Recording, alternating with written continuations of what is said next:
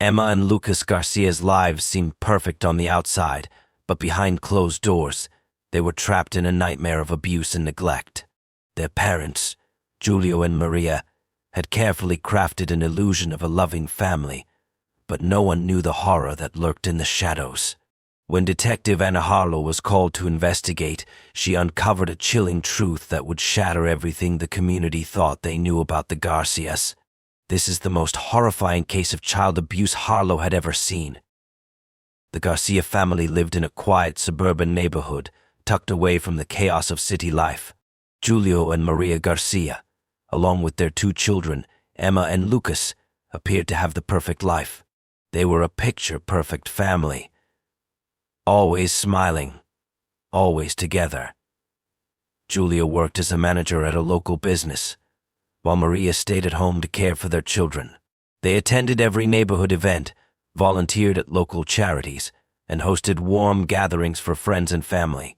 Their house, nestled on a peaceful street lined with trees, was well kept, and the lawn was always neatly trimmed. To the outside world, the Garcias seemed to have it all. Their children were well-behaved, polite, and always dressed in the latest clothes. Emma, the older of the 2, was an intelligent and curious girl who loved reading and drawing. Lucas, her younger brother, was shy but kind-hearted. Both children excelled in school and were known for their friendly nature. People admired how devoted the Garcias were to each other, and they often spoke about how blessed the family seemed to be. But behind the facade of perfection, there was something deeply wrong. Despite the outward appearance of harmony, the home of the Garcias was a place where darkness lurked in every corner. The bruises on Emma's arms, which she tried to hide beneath long sleeves, and the strange, unexplained marks on Lucas's legs became a constant source of worry for their teachers. Yet no one dared to ask too many questions. It was as if the family's reputation was too perfect to be questioned. The children rarely smiled when not in public, and the joy that radiated from them in front of others seemed forced, as if they were pretending to be something they weren't. Neighbors occasionally noticed the strange behavior of the children. Emma and Lucas didn't play with other kids as much as they used to. They would often be seen walking home from school alone, their heads down, as if they were afraid to make eye contact with anyone. But no one thought much of it. It was chalked up to the stress of school or perhaps a minor issue between siblings. After all, children sometimes act out, right? Maria, always the doting mother in public, seemed like a perfect role model. She would often volunteer at school events and host gatherings in the neighborhood, offering cookies and drinks with a smile that could light up any room. But behind that smile, something was wrong. She was constantly on edge, always trying to make sure everything appeared perfect, always hiding the cracks in her own reality. She never once spoke of any problems at home, and any time someone hinted at the possibility of trouble, she would quickly change the subject or brush it off with a nervous laugh. Julio, on the other hand, was known for his stern demeanor. He rarely interacted with neighbors, preferring to spend his time at work or in his study at home. He was distant, and his silence often made people uncomfortable. No one could pinpoint exactly what it was, but there was something about Julio that made people uneasy. His sharp eyes and rigid posture were unsettling, and when he did speak, it was always with a coldness that made others feel small. But despite this, no one ever suspected him of being capable of anything beyond his reserved nature. He was just a hard-working man, a bit distant maybe, but nothing out of the ordinary. The Garcia family lived in the kind of bubble that was hard to burst. It wasn't until much later that anyone would begin to realize that the smiles, the perfect appearances, and the seemingly normal life were all carefully crafted lies. For now, the perfect family was just that, a perfect illusion. No one knew the horrors hidden behind closed doors, and no one knew the suffering that was quietly taking place within the walls of their beautiful home. The first signs of trouble came slowly, almost imperceptibly, as if the dark cloud hovering over the Garcia family was trying to remain unseen. At school, Emma began to withdraw from her classmates, her usual eagerness to participate in class activities replaced by a quiet, distant demeanor. Teachers initially thought it was just a phase, perhaps the result of a growing maturity or a fleeting trouble at home. However, as weeks passed, her behavior became more pronounced. Emma, once vibrant and full of life, began arriving late to school, her uniform unkempt, her face drawn and tired. On more than one occasion she would be caught staring out the window, lost in thought, not responding to the teacher's questions or instructions. It was as if she was somewhere else entirely, far from the classroom, lost in her own private world of fear and confusion. Lucas, too, had begun to show signs of distress. A once cheerful and playful child, he had become increasingly anxious and reluctant to engage with others. His teachers noticed that he often kept his head down, his eyes avoiding contact with anyone. He would flinch when someone tried to pat him on the back or asked him to join a group activity. He looked as though he was constantly on edge, as if expecting something terrible to happen at any moment. It wasn't long before the school counselors started to ask questions. Why were the children acting this way? What was happening at home? But Maria, always so poised and calm in public, insisted that everything was fine. They're just adjusting to new routines, she would explain with a forced smile, brushing off any concerns. Yet the signs continued to multiply. Emma's physical appearance began to change. She was always so thin, but now she looked even more frail, her skin pale and her eyes sunken. The bruises on her arms, which she had once been able to conceal with long sleeves, started to appear more frequently.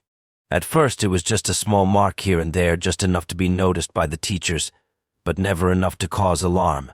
But as the weeks went on, the marks became larger and more pronounced. They were often in places where they couldn't be hidden: her face, her neck, her legs. Lucas, too, showed signs of physical distress. He had become sick more often, with frequent stomachaches that caused him to miss school. The staff at the school began to take notice of these recurring absences, especially when they coincided with Emma's sudden change in behavior. It wasn't long before a teacher decided to take action.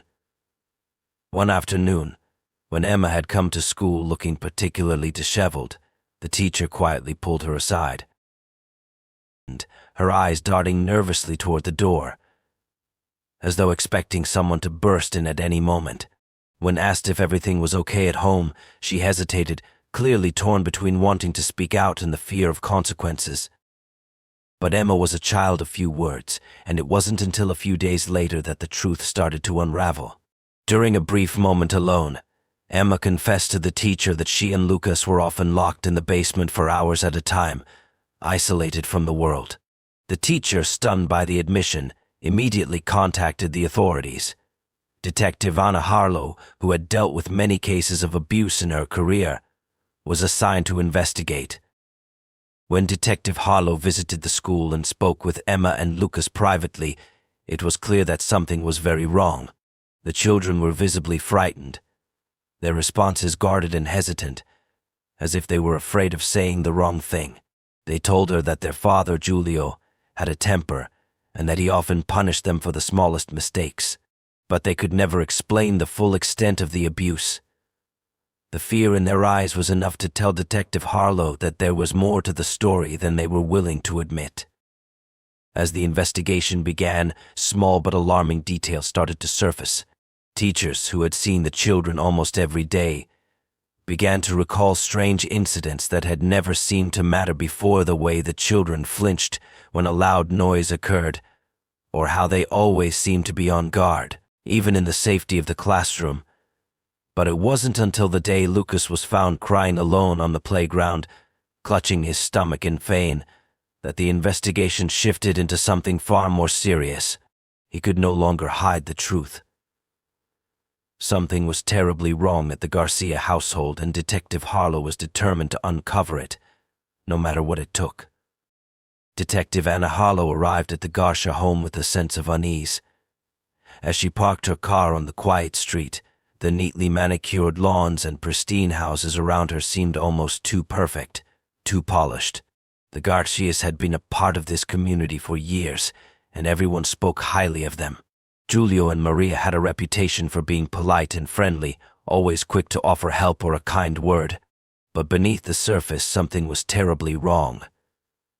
Detective Harlow had seen this before, the well-kept exterior masking the darkness inside. Her job was to uncover that darkness, no matter how hard it was to face. Maria greeted her at the door with a warm smile as if nothing were amiss. She was a striking woman, with perfectly styled hair and makeup, and her home matched her appearance, immaculate, comfortable, and seemingly untouched by the chaos of life. Maria invited Detective Harlow inside, offering her a seat in the living room while she made tea. As they sat together, Maria spoke in a soft, controlled voice, explaining how proud she was of her children and how well they were doing in school. She downplayed the recent concerns from teachers, attributing Emma and Lucas's behavior to growing pains or normal childhood shyness. But Detective Harlow was no stranger to these kinds of interviews.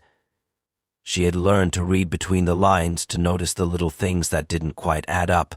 Maria's nervousness was subtle but unmistakable. She was trying too hard to maintain her composure.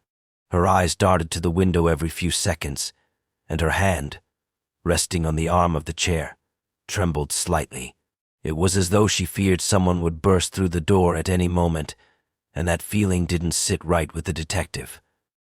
While Maria spoke, Detective Harlow couldn't help but observe the children. Emma and Lucas were sitting quietly on the couch in the corner of the room. Emma had her arms crossed tightly, her eyes fixed on the floor, while Lucas looked up at the detective with a fearful expression, his hands clutching his lap. Neither child said a word, their bodies tense and stiff, as if they were afraid to move. Emma's long sleeves covered her arms, but there was something about the way she held herself that made the detective suspicious. It was as if she was trying to hide something. Detective Harlow asked Maria if she could speak with the children privately, and after some hesitation, Maria agreed. She gave the children a quick look, as though warning them to behave, before leaving the room. Once they were alone, the atmosphere shifted. The tension that had been thick in the air with Maria was now replaced with an eerie silence. Emma and Lucas sat quietly, their heads down, avoiding eye contact with the detective. It was clear they were afraid, but Detective Harlow wasn't sure of what exactly. She started with simple questions, trying to ease them into the conversation. "How are things at school? Are you enjoying your classes?" she asked Emma gently. Emma barely lifted her head, her voice barely a whisper as she nodded. But her eyes didn't meet Harlow's, and there was a heaviness in her expression that spoke volumes. Lucas was even quieter, his small body shrinking into the corner of the couch. His hands, once relaxed at his sides, were now tightly gripping the fabric of his pants, his knuckles white. Detective Harlow's instincts told her that something was wrong, but she didn't press too hard. Instead, she let the silence hang in the air, hoping the children might feel safe enough to open up. After a long moment, Emma finally spoke, her voice trembling. "We don't go outside much, not like other kids," she whispered. Lucas nodded in agreement, his eyes wide with fear. "Why is that?" Harlow asked softly, trying to keep her tone calm and non-threatening. "Papa says it's not safe," Emma replied, her voice barely audible. "He says we have to stay inside, so we don't get in trouble." Detective Harlow's heart sank. It was a small admission, but it was a start. She gently asked more questions, but the children's responses were short and guarded. It became clear that they were terrified of saying too much. They feared what would happen if they spoke out. The detective pushed forward, trying to gain their trust without making them feel cornered. "Have you ever been hurt?" she asked quietly. The room fell into silence, and for a moment it seemed as though neither child would answer. Then, in a voice barely above a whisper, Emma spoke again. "Sometimes when we don't do things right, Papa gets mad." Her voice cracked, and she quickly looked away, tears welling up in her eyes. Lucas didn't speak, but his lip trembled, and he wiped his face with the sleeve of his shirt. It was all the confirmation Harlow needed. The children weren't just scared, they were terrified. They were living in an environment of constant fear, subjected to punishment that went beyond what could be considered normal discipline. Detective Harlow knew she had to act fast. She reassured Emma and Lucas that they were safe now and promised that help was coming. But as she left the house later that day, she couldn't shake the feeling that the worst was yet to come. The more she uncovered, the darker the truth seemed to get. The investigation had only just begun, but Detective Harlow knew this would be one of the hardest cases she had ever encountered. As the investigation into the Garcia family deepened, Detective Harlow began to piece together the terrifying reality of what had been happening behind closed doors. Despite the image of a perfect family, it was becoming clear that Emma and Lucas were not the only ones living in fear. The more Harlow dug, the more unsettling the evidence became. She decided to revisit the house, convinced there was more to uncover. This time, Detective Harlow asked for a more thorough search of the home. Maria, still in denial, seemed hesitant at first, but she eventually agreed, her nervousness growing as she ushered the detective inside. Harlow could sense that Maria was starting to crack under the pressure. The once meticulously clean house, with its perfect curtains and polished furniture, seemed to have an underlying tension. Every corner felt overstuffed with a kind of uncomfortable stillness, as if something terrible had been hidden in plain sight for far too long. The detective began by inspecting the basement. Maria tried to stop her, saying it was just storage, but Harlow insisted. When they reached the door at the bottom of the stairs, Maria hesitated. There was something off about her response, something she wasn't saying. Harlow pushed the door open, and what she saw inside made her stomach turn. The basement, which was supposed to be a place for tools and old furniture, was starkly different. The walls were damp, and the air was thick with a musty smell. In the far corner, Harlow noticed an area of the floor that was unnaturally bare. It looked like it had been scrubbed, but not thoroughly. The clean spot stood in contrast to the rest of the basement, where dust and cobwebs clung to every surface. Then she saw the hidden door. It was barely noticeable, tucked behind a stack of old boxes. Harlow's heart raced as she walked toward it. She pushed the boxes aside and found a small, concealed entrance that led to a narrow, dimly lit room. The space was small and suffocating, with only a single cot in the middle of the floor. It looked like a place meant for confinement. The walls were cracked and stained, and the smell was worse here. A mixture of old food and decay. A few scraps of food were scattered near the cot, along with old, torn blankets. It was the kind of room no child should ever have to experience, and the realization of what had been happening in that dark corner of the house sent a cold shiver down Harlow's spine. The detective stood frozen for a moment, taking in the scene before her. This was where Emma and Lucas had been kept for long stretches of time, isolated, punished, and forgotten. The rest of the house had been a mask, a carefully constructed lie. The family had kept their neighbors at bay, and no one had suspected the horrors the children had endured. But here, in the darkness of the hidden room, the truth was undeniable. Harlow's mind raced as she took mental notes. This discovery changed everything. She quickly called for backup and began collecting evidence, photographing the room, the cot, the food scraps, and anything that could support the case against Julio and Maria. As she searched further, she found another disturbing detail, a collection of journals and notebooks hidden in a drawer upstairs. The pages were filled with cryptic entries, many of which were written by Maria. At first glance, they seemed like mundane notes about family matters or housework, but as Harlow sifted through the pages, one sentence stood out. It was a chilling confession written in the margins of one page. "If they don't learn, I will make them understand. Julio says I have to punish them." The entries were a window into Maria's troubled mindset. She wasn't just complicit in the abuse, she had internalized it. It was clear from the way she wrote that she believed what was happening to her children was justified. She referred to her own childhood with bitterness, blaming her parents for her own feelings of inadequacy. It seemed as though Maria was trying to break the cycle of her upbringing by inflicting the same pain onto her children, believing that harsh discipline was the only way to keep them in line. Harlow's heart sank as she thought about Emma and Lucas. They were just children, yet they had been trapped in this nightmare, subjected to cruelty they couldn't escape. But there was hope now. The evidence was mounting. and soon the truth would come to light. Arrest seemed imminent. Detective Harlow felt a burning resolve as she made plans to confront him. She knew that bringing him to justice wouldn't undo the harm he had caused, but it was a step in the right direction. The children were no longer alone in their suffering. They had been given a voice, and that voice would be heard. As Harlow left the house that evening, she glanced back at the dark windows of the Garcia home. The house that had once seemed so perfect now felt hollow and abandoned, just like the lives of the children trapped within it. The search for justice had only just begun, but the horrors inside that house would stay with her forever. The following days were filled with a whirlwind of activity as Detective Harlow worked tirelessly to gather the final pieces of the puzzle. The evidence from the hidden room, the journals, and the testimonies from Emma and Lucas were more than enough to build a strong case against Julio and Maria Garcia. But there was still one crucial step to take: the confrontation.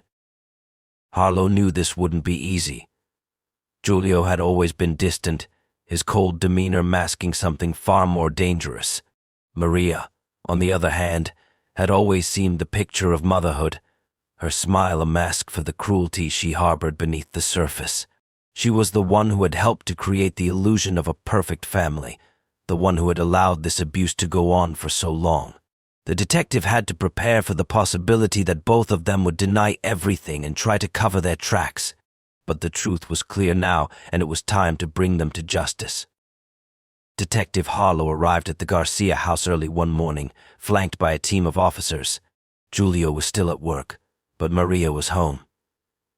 She answered the door, her expression a mixture of confusion and concern as Harlow introduced herself once again. Maria tried to maintain her composure, but it was obvious from the start that something was wrong. Her eyes darted around the room, and her hands trembled as she invited the detective inside. Maria immediately began with her usual defense, insisting that everything was fine, that the accusations against her family were lies. But Harlow wasn't fooled.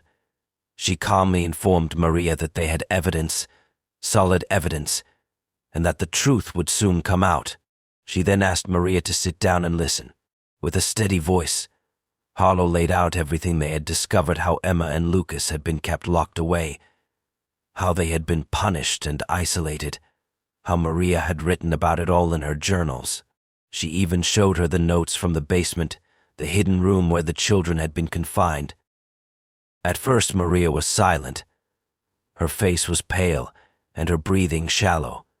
But as Harlow continued to speak, Maria's facade began to crumble.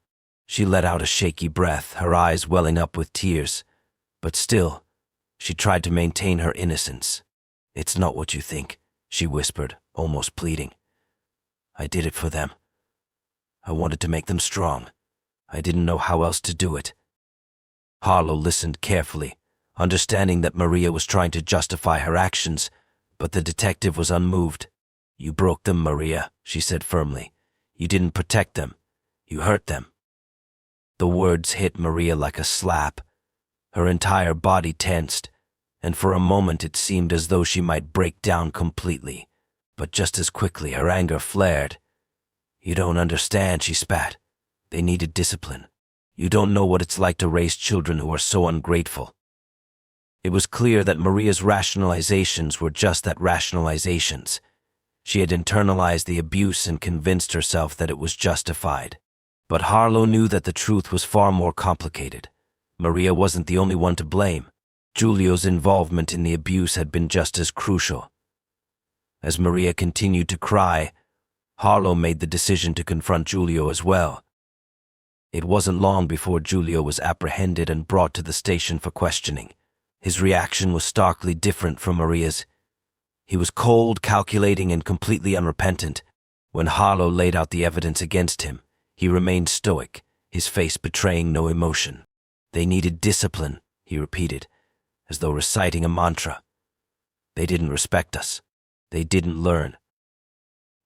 The lack of remorse in Julio's voice made Harlow's stomach churn. It was clear that he had no intention of taking responsibility for his actions. He saw nothing wrong with what he had done. He believed it was his right to control his children, to break them down until they obeyed. But the case against them was ironclad. The evidence was overwhelming. The children's testimony, the physical marks on their bodies, the journals and the discoveries in the basement were all too much for either of them to deny. Giulio and Maria were arrested that day, and the news of their crime spread quickly throughout the community. The trial was a lengthy and emotional process, with the full extent of the abuse coming to light. The court heard from doctors, child psychologists, and witnesses who had seen the signs of abuse, but hadn't known how to intervene. Emma and Lucas, despite their fears, bravely testified against their parents, their voices shaking but clear. They described the horrors they had endured in the hidden room, the isolation, the hunger, the pain. In the end, both Giulio and Maria were convicted of child abuse and neglect. They were sentenced to long prison terms, and while it was a bittersweet victory, there was a sense of relief that the children were finally free. Emma and Lucas were placed in foster care, where they received the love and care they had been denied for so long.